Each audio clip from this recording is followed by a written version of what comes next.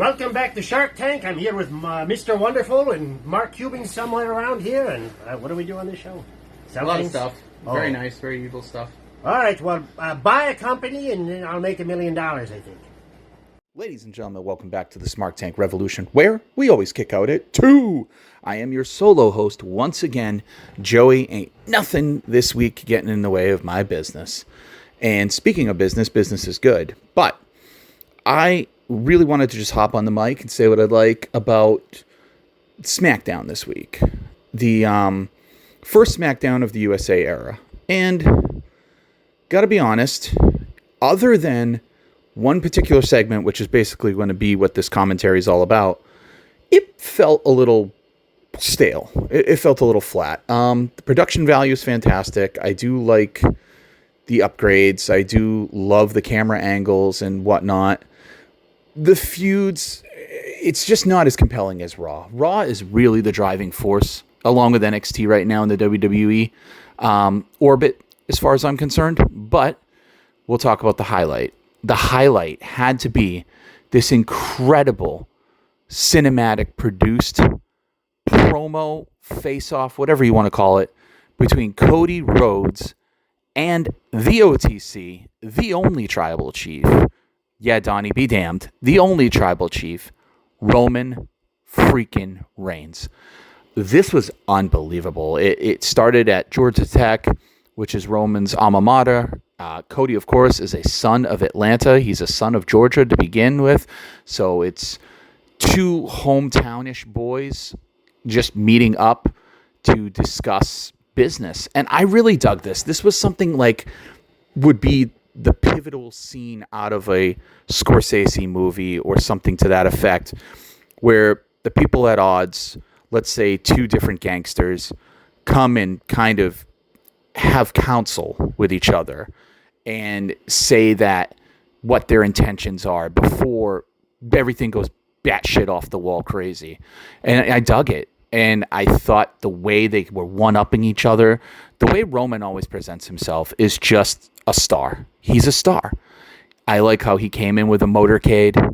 I like how Cody came in as the everyman champion, even though he came in a car that basically no one can afford. But he still comes off as the everyman champion on his own, doing it on his own steam. And they met right in the middle of the stadium where the Georgia Tech, right in the middle of the field where the Georgia Tech logo was. It was a very nice touch. The camera, oh my God, chef's kiss. Whoever is doing the camera work, the cinematic, the filming, any of it is just incredible. It is leaps and bounds before what we have seen in WWE. This takes things to a whole different level. And I've heard some rumblings and grumblings, and people, wrestling fans, I'll maintain, other than Star Wars fans, wrestling fans are the absolute hardest people to please on the earth. It's nigh impossible to please a wrestling fan. You give them what they want something different. You don't give them what they want what you didn't give them. And it's got to be a really tough job to try to toe that line. You can't give the people what they want all the time, which is what Vince claimed he tried to do, and that shit was garbage. Triple H is basically, he takes that out of your hands. He's like, listen, I know you think you know what you want, but this is where it's going, and trust me, when it gets there, it's better. Now, once again, he's made a believer out of me, because every single time I think the Bloodline story, saga, whatever, Oedipus has hit its peak, has hit its pinnacle, they prove me wrong. They always can squeeze more juice out of it. Somehow, some way, they throw a new wrinkle, and you're like, damn, I'm right back in. Now, Solo and Cody had one of the best matches I've seen on free television in many, many years a week or so ago in the cage. And I will give the devil his due. Solo worked his ass off. That's the Solo Sikoa I want to see. I don't want to see this bootleg version of, a mobster in the ring. I don't want that. I like the killer that Solo is. And Jacob, what more can be said about Jacob other than, he's just a beast and he's really entertaining to watch. But back to the segment at hand, and I apologize, I had some hiccups. Back to the segment at hand. Cody just stands, I've heard people say that Cody is the new John Cena. It is kind of going that way. It is kind of getting to the point where it's almost formulaic, where you're like, Cody's not going to win. Cody's not going to lose. He's not in peril. Whatever, is going to happen, the outcome is really never in question. And that does cause some issues. I've always been a proponent on this channel. I am a huge Cody Rhodes fan. My closet proves it. I have the memorabilia. I am a diehard Roman Reigns fan ever since he became the tribal chief. Yes, I did convert. It is finally admitted here. I converted. I was not always a Roman Reigns guy. I was not. I was always a Paul Heyman guy. And once he became a Paul Heyman guy, that guy became my guy. And I will ride with Paul Heyman till the end. So, Donnie, you can finally rest easy. No need to, go in the backlogs and try to prove me wrong. It's out there. But this was great. And I heard people being pissed off about it a little bit. Like, why didn't this take place in the ring? Let's be honest here. If this were to take place in the middle of the ring, how could they have done it any better? I don't think the drama level would have had the same bite to it. I don't think people would have been just fawning over it. Like, the people that like this really, really, really like this. I think this is more for a casual viewer. If you're a casual viewer and you turn this on, this is captivating. This is compelling. This is the fish hook in your cheek to get you back there next week. If you're a longtime fan, you might poo-poo it. You might say, what is this? Like, why is this got to be so cinematic? Why can't this just take place in between the ropes? Well, we've seen it take place in between the ropes. They have to do something new from time to time. And the WWE does need to lean on all of its strengths. And besides epic storytelling and amazing booking prowess right now, this is their strength. They produce cinematic segments better than anybody in wrestling on the globe. They're just fabulous at it. So why not lean into it? So I get some complaints, but I also get the praise it's getting. It's well-deserved, the praise. And I maintain that this wouldn't have been done any better in the ring. It wouldn't have had as much oomph to it. But let's get back to like what actually happened. Roman basically said, you're in my field, which is, if it's my field, it's my stadium. If it's my stadium, it's my city.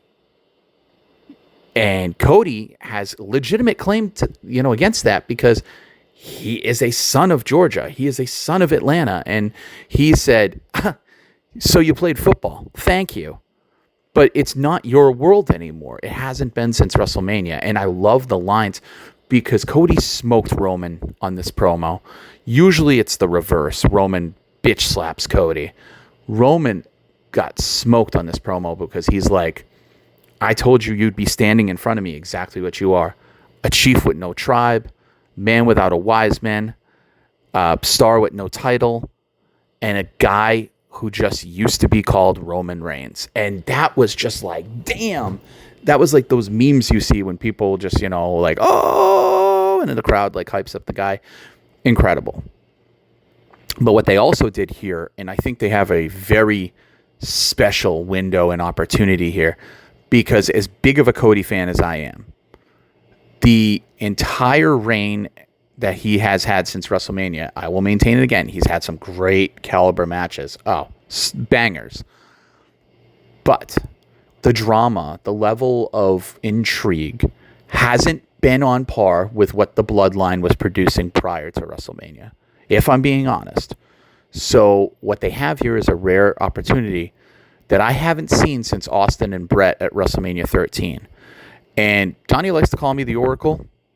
I'm going to go out there and put one in the universe. Let's see if it manifests. I think at Bad Blood, we are going to be the recipient of a double turn.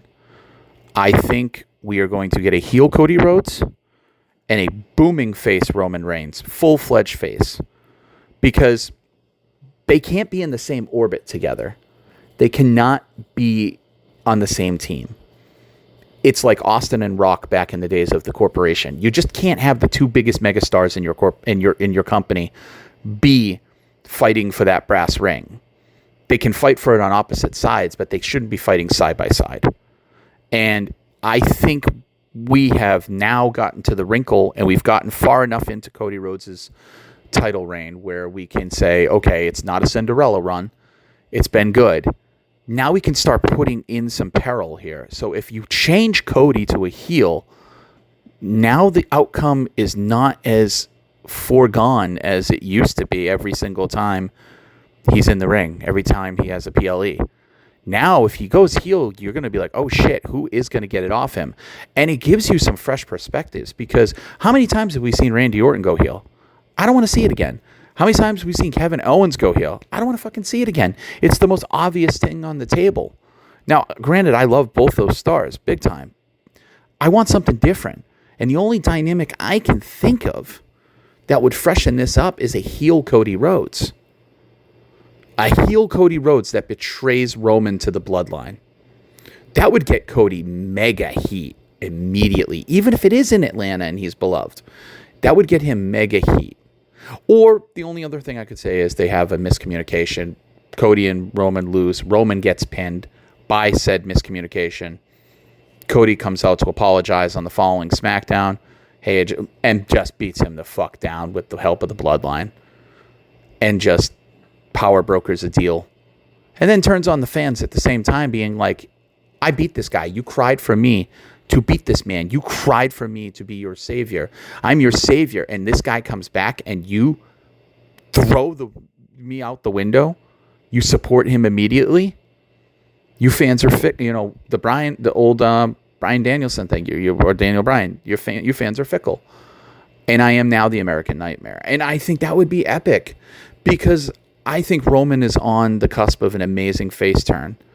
He's there. He's a tweener right now. He's in Austin. But I want him full-fledged face, because he's got bigger fish to fry. He's got the bloodline down the road with the inevitable return of Jimmy Uso, Jey Uso, and Sami Zayn by his side with the wise man. Cody needs something different. Cody needs to get out of this bloodline, circle, out of this bloodline waters. He needs to find something different.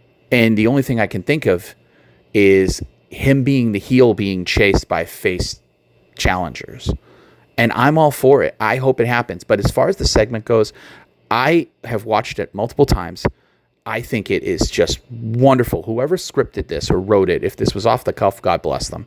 But whoever scripted this did such a stellar job on this that I don't want to see this kind of segment overused, but it definitely can be used down the road again when it calls for it. And also, here's the wrinkle. The Rock's going to come back eventually. You can't have The Rock on the same side as Cody. You can't.